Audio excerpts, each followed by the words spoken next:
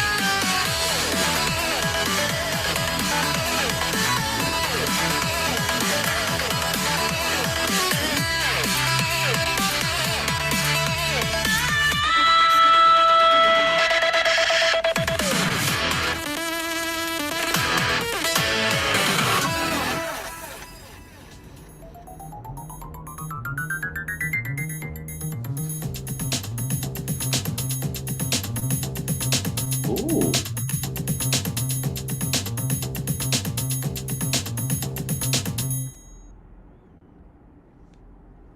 fantastic. I love that little. Oh, that was nice at the end. Talking about ATEMs today. All right, everybody, 3 o'clock Eastern. Thank you so much for joining us today. I hope you are doing well. Welcome to Discover Captivate, a webinar series brought to you by New Blue. My name is Jacob Vernick. I am a sales engineer here at New Blue, and I will be your guide as we explore Captivate together.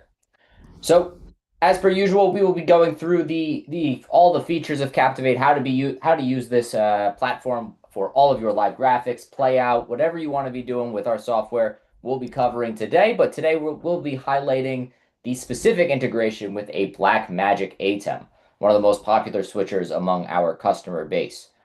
Nothing you see here today, any of the graphics, any of the designs are proprietary to the ATEM. We just have some cool things that allow you to maybe get a little bit more of a direct integration if you are using that switcher. So whether you're running lower thirds, scoreboards, picture-in-picture, even some instant replay with media wipe transitions, you're in the right place today. So let's get started. We're going to dive right in. Feel free to follow along if you have a license, or if you do not, there are links to a free trial in the chat.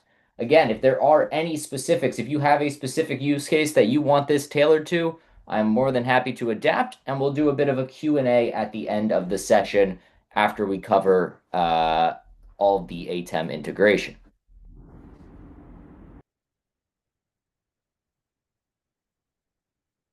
Alrighty, we are looking at a blank project of Captivate right now.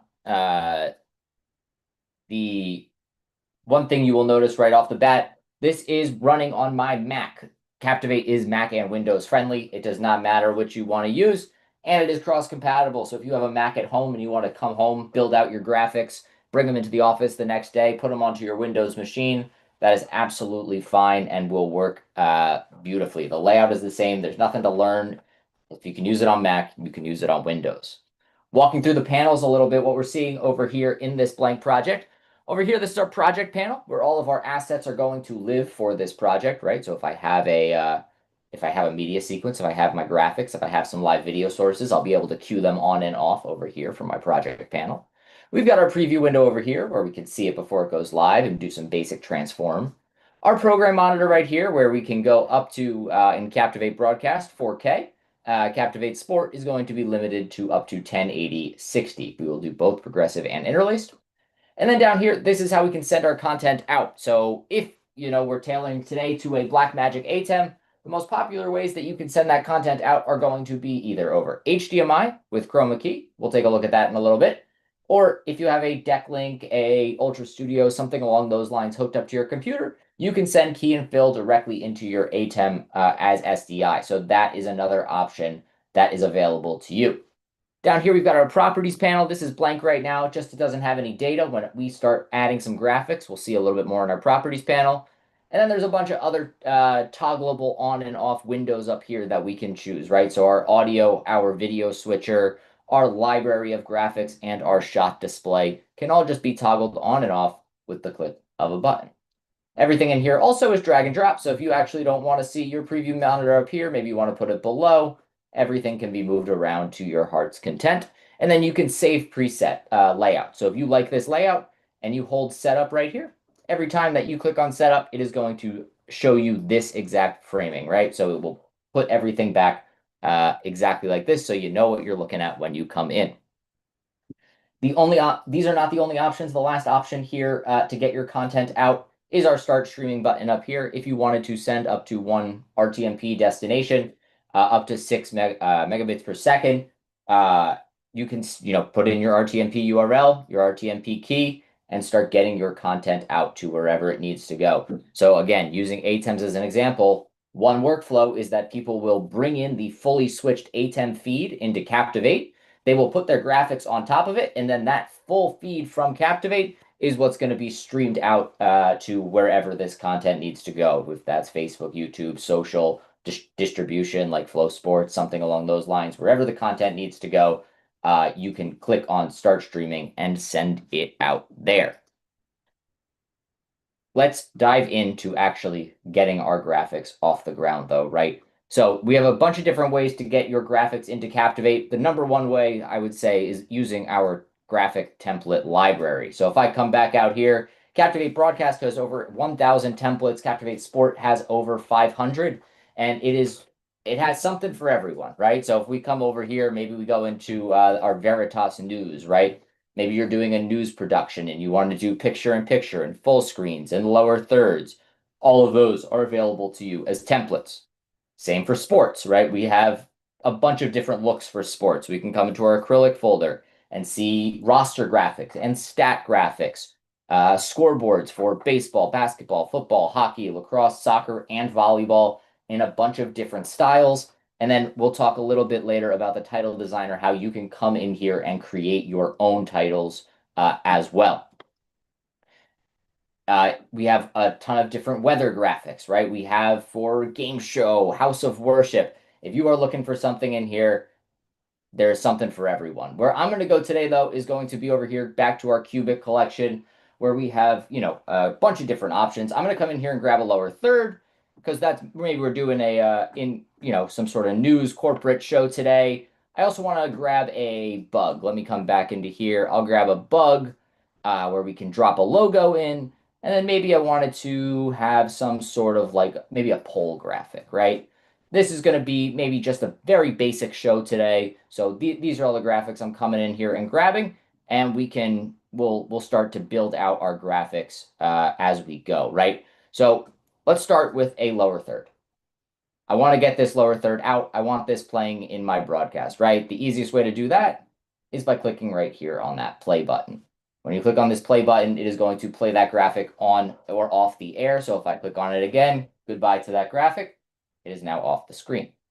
I can do some customization as well. So I can set this up to work with hotkeys. So if I wanted to have it mapped to my keyboard and have it so that every time I hit S, it's going to play on and off that graphic, I can set that up. And I can also set a custom duration. So if I don't want to forget about this graphic, maybe I have a sponsorship that I say, hey, this graphic's going to show on screen 15 seconds, and that's what you're going to get. Well, I can set that up to automatically play for this amount of time. Every time I turn it on, it will automatically play off. To get rid of that, you just set the duration back to 0, and now we're cooking. Let's put this graphic into program right now and talk a little bit about this properties panel I mentioned earlier, right? This is where we can make some quick updates to data. So the live values tab right here is going to be our first way that we can quickly update the data. I'm just going to type in my name right here, and we can see a quick transition, a quick animation of that graphic. I don't need to build out multiple versions. One version of this graphic can now be tied to a ton of different names, and I can have just that one living over there in my project panel. I'm going to quickly turn off this hotkey so I can use the key S again. The other option right here, this is, I would say the live values is great for quick fixes. If you are maybe just having the bug is a great example right here where you just use the live values tab. Because you're just going to come here to choose image, you'll choose your new blue logo, and you'll say, perfect, that's all I need. It's never going to be another image. I just want to make that change once, click on play, and now I've got that logo all set. A lower third, you're probably only using this live values tab if there was some sort of mistake, right? A quick fix, you can just come in here and change it. The values grid is a better option if you have multiple names, multiple people that you want to use in this lower third, right? So if I come down here, I can double click into this, and you can think of this as like a CSV or a Excel sheet, right? If I type in more names and I copy and paste this image, now I can build out rows and columns that are going to continuously add more and more graphics, right? So if we do Naomi, who's here with us, right? We can then just copy and paste this image. We would obviously use a real image in this graphic, but now as a new person comes up, oh, there's a new person talking today. You don't need to go and design anything new. No, you just come into the values grid and you can quickly make that update. Oh, Ian's talking now. Oh, Jacob's talking now. You just double click into that into the values grid, and now you've got their name live. However, finally, this is not the way that everybody uses. A lot of people prefer to tie their graphics to data, and that is the true power of Captivate is its ability to be tied to nearly any data source, right? And when we say data, that could be a whole number of things. That could be a Google sheet, an Excel sheet, whether that's in the cloud or local. a CSV, XML, RSS, a hardware scoreboard. We can pull in messages from Facebook, YouTube, Twitter, Teams, Zoom. There are so many different sources we can pull in information from so that we can optimize your graphics and make it so you're not doing things twice, right? You don't have to keep score in Captivate and on your scoreboard in the arena. We can pull the data from the scoreboard in the arena to automatically populate your scoreboard and have it so that we're not having redundant jobs. For a lower third, I'll give you a great example here. We can tie this directly into a spreadsheet. So if I come over here, I can go to add source for any of my graphics. I can add in multiple sources to a single graphic if I wanted to. And I'm going to come over here to general, spreadsheet, new input. And when I do this, we have two options. I can either select a file that already exists on my machine, or I can generate a file from scratch. When I click on generate file, it's going to make it so that when I start typing in names, it's automatically going to link up to Captivate. So as I continue to add my rows, it automatically knows, oh, this is where the name field should go, this is where the title field should go, and this is where the image field should go. If you don't, that's fine. You just need to tell it where to go, and that's what we're going to do today. So we'll go to select file. We'll go to the lower thirds for our webinars right here. Let's just launch this CSV real quick and take a look at what we're working with. All right, let's just get rid of these guys for now because they're not complete. All right. So right here, you can see I've got a full name, a title, and a headshot. I've got the information that I want in here, as well as our titles, and then the file path to our images, right? So this is where it is stored on my machine, but this could also be a URL. This image is stored in the cloud. You can just pull it directly down from the cloud and use the URL in this spreadsheet as well. And now I just need to tell this graphic where to send all that information, right? So if I go into now my preview window, I can click on this link data button, and you can see all of these are not bolded yet. When they go bold, like this spreadsheet's right here, when they go bold, that means they are linked up and I know where to tie my data to. So one way to do that is you can drag and drop. So I can go full name, drag and drop right there. And now the full name is synced up. I can also right click. So if I right click onto title, I can say, hey, this goes to subtitle and headshot goes to image. And voila, we've got our versions of the graphic. I click on play right here. And now I can just iterate through. And the only thing I need to do to make a new version of this graphic is to add a new line to my spreadsheet. It's as simple as that. And that is true for all of your graphics. For your poll graphics, you can just pull in live data. You can also adjust the ratios, right? So we talked about data graph variables before. We can come in here and manually or data-driven update the values for a specific poll. So that is fantastic for any sort of election graphics or social polling information as well. Again, though, what we're looking at are our templates. Maybe you're saying, yeah, like, this is 80% of the way there, or this isn't anything like what I would build. Well, we've got some options for you too. So if you click on this graphic and then you click on edit right here, this is going to take you directly into the title designer. The title designer is the tool where you can actually build out what you want your graphics to look like. And what we're looking at here, up here, this is our designer. This is where you're going to actually add in the elements that you want and move them around, tell them where they should go, how they should animate. Down here, this is our timeline. So this is how they are going to work in time, right? So that you could say, I want the box to come on first, and then the image box, and then the name and subtitle. So this is how you can adjust your timeline right here.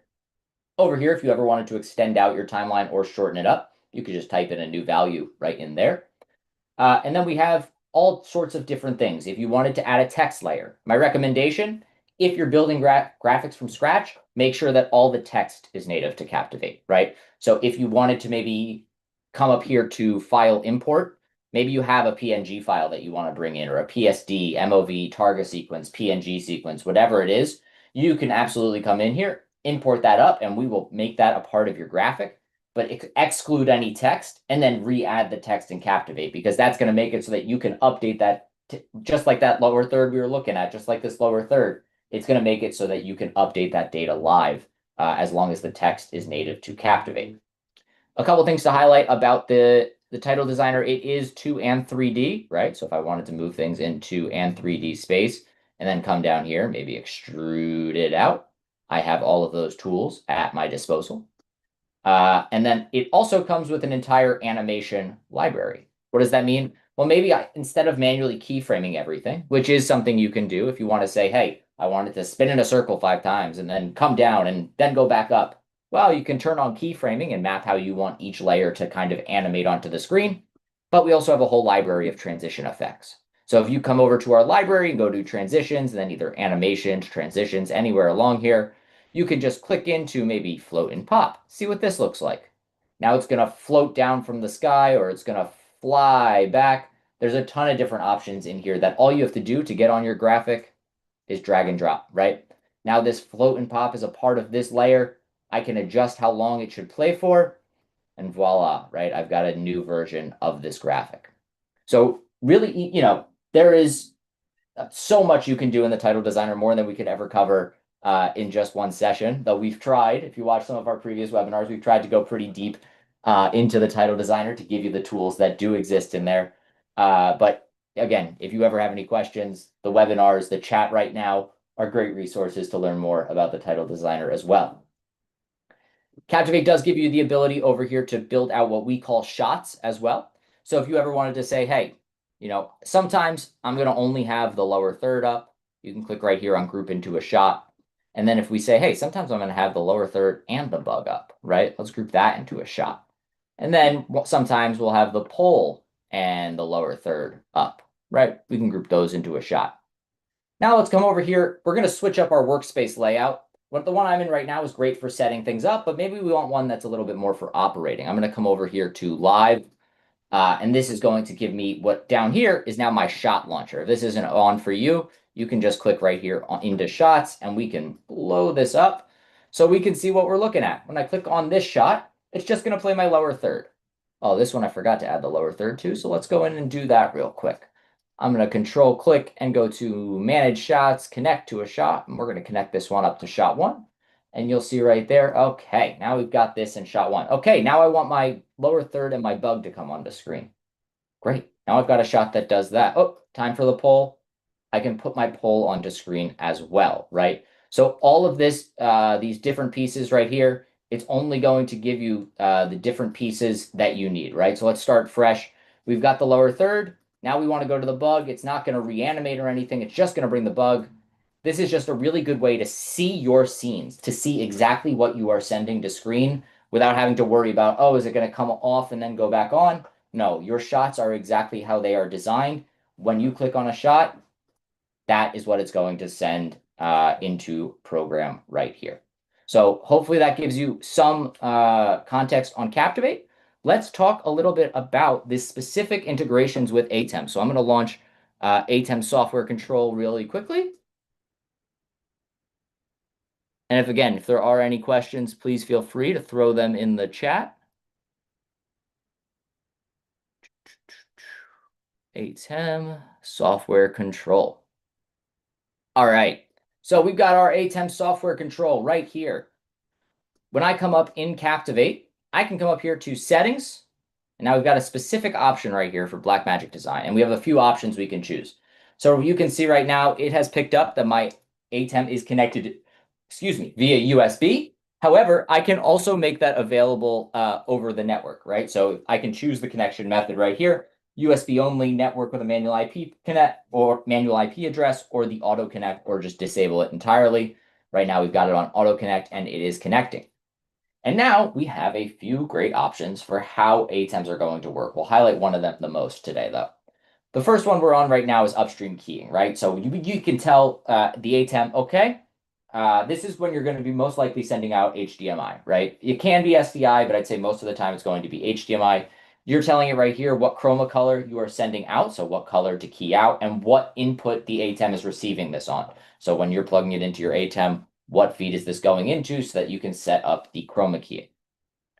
There is also an option here for key and fill. So if you are just sending SDI, you don't necessarily need to configure too much, but we can configure piggybacking as well. We'll talk a little bit about that. The option that I want to cover the most here today, though, is downstream keying, right? When I click onto this downstream keying option, you can get this description right here. In this workflow, Captivate periodically sends still images to the ATEM, which overlays them into the ATEM's final output. What does that mean? That means that when I set this up, I can say where I want these graphics to go in my stills library. So let's say I want it to take up still 1 through 15. I only have 6 things in here to be able to use anyway. But if I continue adding graphics, I can define how many still slots in the ATEM I should be allowed to take up, right?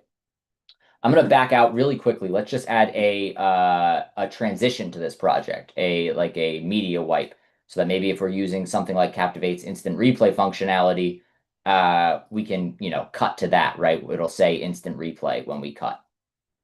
So if I come back in here to my settings, Blackmagic Design ATEM, downstream keying, let's configure piggybacking. What does this mean?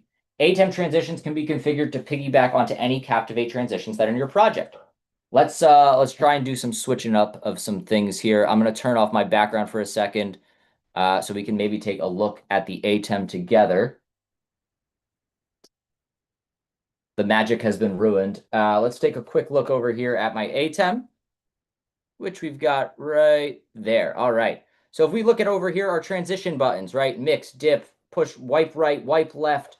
All of these buttons can now be mapped to use specific transition effects from Captivate, right? What does that mean?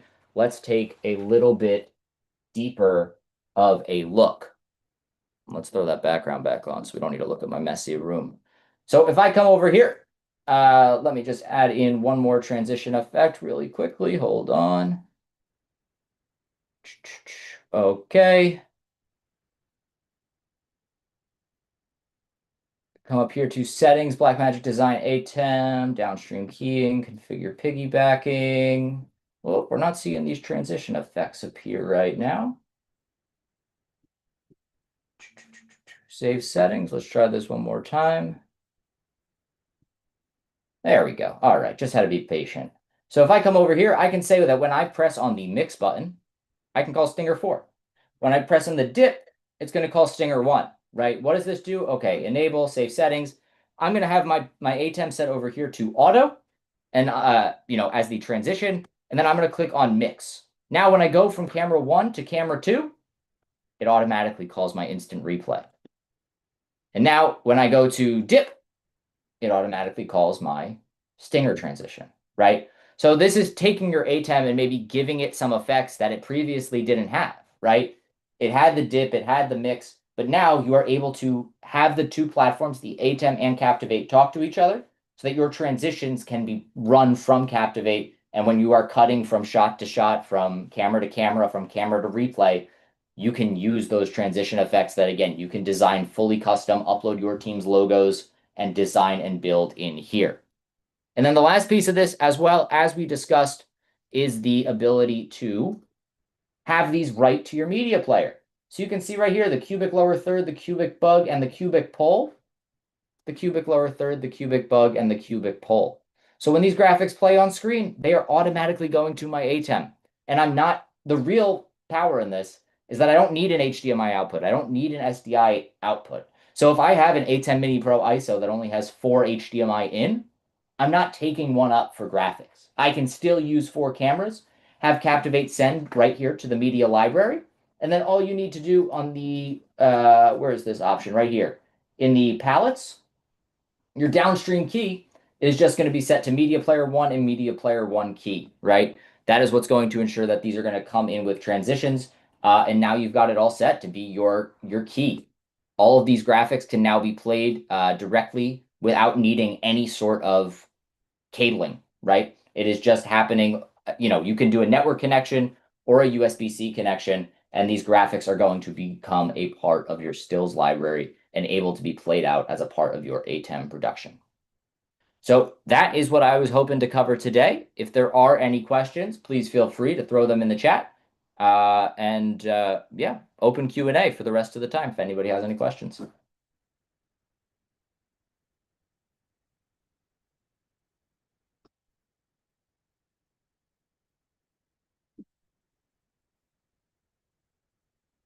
I'll give everyone about a minute. Another thing to note about the ATEM, I'm connected right now over USB-C. This is something I wanted to mention as well. So, excuse me, Thunderbolt. I have a Thunderbolt connection. It's Thunderbolt 4. And what that does allow me to do as well is come down here and to add new item. live audio and video source Mac device. And you can see right here, I can actually pull in the feed from my Blackmagic A10, right? So if I wanted to just connect over USB, one thing to really important about this is that you can only pull in one feed at a time over USB-C, right? So it is either going to be one camera at a time or the fully mixed feed, right? The fully mixed feed is the one that says Blackmagic Design right here. And then right here are your options for cameras 1 through 4. It is just going to be one at a time. Let me take a look at this question from Raheem. Right now, I use my Decklink Quad 2 and 202 cards for having Zoom guests on the show. As I broadcast, I have up to 16 channels available. The 2 Decklink cards, I can run graphics on 6 of those channels. Okay. I use channel 1 for my host, channel 2 and 3 for Zoom guests, channel 4 for B-roll videos that the guests may want to discuss, sure, channel 5 for lower thirds and stingers, and channel 6 for full screen graphics. With my A10 Mini Extreme ISO receiving the feeds via SDI into HDMI, I can still record each output from Captivate and into an ISO file. Using Captivate this way transformed us. Oh man, Raheem, I thought this was going to be a question. This is just a compliment. That's fantastic. Uh, Much appreciated, I guess is all I can say. I kept waiting to not have an answer to your question, but you led me astray. Well, that is very nice. So if you guys need if anybody else wants a vote of confidence on the software, Raheem just gave a great one in the chat. Anything else from anyone who's either new to the software, old to the software, loves the software, hates the software, anything?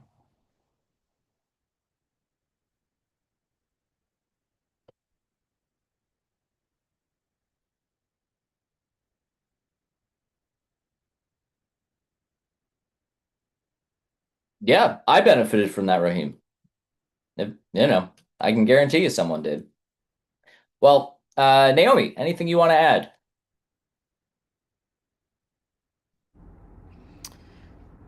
For today. In terms of this topic, no, but if anybody else has topics for the future or anything that you're working on, having issues with, we would love to take it in. We are going to be bringing in some people, some of our power users who have been utilizing our software. Maybe we've highlighted before in our case studies.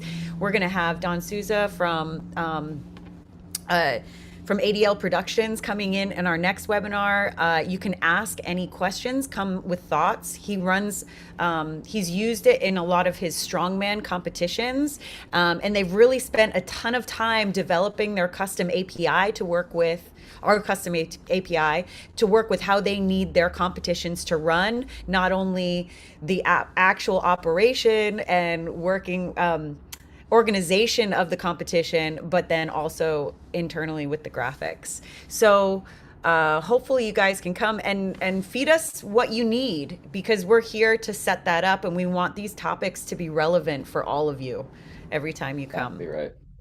Raheem is the reason we're doing this A10 one, right? Like it's our customers who inform what we talk about. So if that is it for us, thank you so much for spending your half hour today with us. This will be posted to YouTube sometime in the coming days. It was already streaming there anyway. So again, thank you so much for joining. We hope to see you at the next one. Our interview with Don Souza to talk a little bit more about how he's using Captivate. And so long till then. Goodbye. I'll just put up our events just for the end. You guys can take a quick peek if you want to be Come there. say hi. Come see us out in the world. Love it. Love it, you guys. Thanks for being here. Thanks. Bye-bye.